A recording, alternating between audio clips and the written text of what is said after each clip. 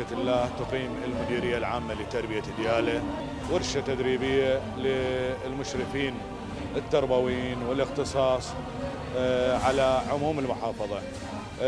حقيقة الدورة تتضمن تطوير ورفع كفاءة المشرفين التربويين والاختصاص. نتأمل من أخوتنا المشرفين أن يستفادوا من هذه الورش التدريبية اللي حقيقة بالأخير هي تنعكس على الواقع التربوي للمحافظة وبالذات على مدارسنا ومعلمينا ومدراءنا. حقيقة هذه الدورة قامت بالتعاون مع المديرية العامة للإشراف التربوي والإعداد والتدريب وأمدها 5 أيام. هذه الدورة اللي هي منهاجها 5 أيام راح تشمل على التدريب التربوي وضمان الجودة، إضافة إلى ذلك الصديق الناقد وغيرها من الأمور التربوية التي تمس عمل الإشراف التربوي.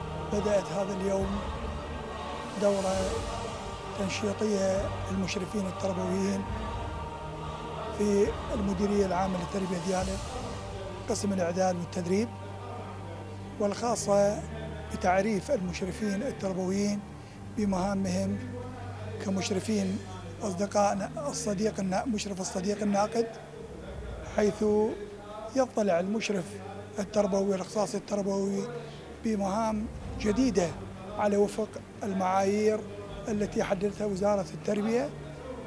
وإحدى هذه المعايير أن يكون المشرف الصديق الناقد عضواً في اللجنة التي تقوم بإعداد التقييم الذاتي للمدرسة وإعداد الخطة التطويرية للمدرسة.